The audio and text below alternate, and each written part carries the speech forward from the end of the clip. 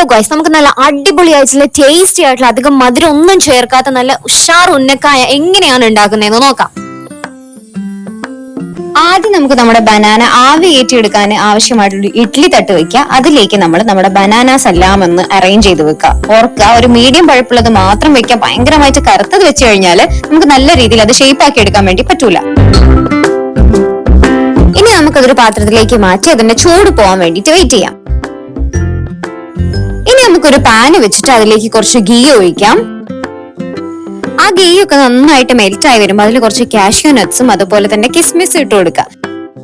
ഇതൊരു brown colour ആവുമ്പോൾ നമുക്ക് 1.5 കപ്പ് തേങ്ങ ചിരവിയത് ചേർത്ത് കൊടുക്കാം. ഇനി നന്നായിട്ട് ഇളക്കി മറിച്ചെടുക്കുക. ഇപ്പൊ ഇതിലേക്ക് ഒരു 4 ടേബിൾ സ്പൂൺ ഷുഗർ ആഡ് ചെയ്യാം.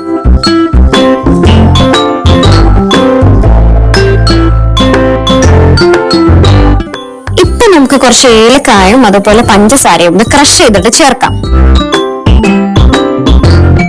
ഇനി നമ്മൾ നേരത്തെ ആവി കയറ്റി വെച്ച ബനാന ഓരോന്നായിട്ട് തൊലി കളഞ്ഞ് അതൊന്ന് മാഷ് ചെയ്തെടുക്കാം.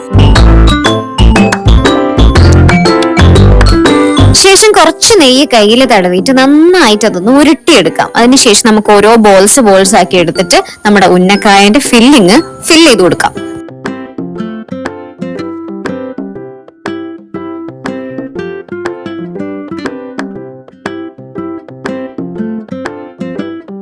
ഇനി നമുക്ക് നല്ല ചൂടായ എണ്ണയിലേക്ക് നമ്മുടെ ഉന്നക്കായാസിനെല്ലാം ഡീപ് ഫ്രൈ ചെയ്തെടുക്കാം.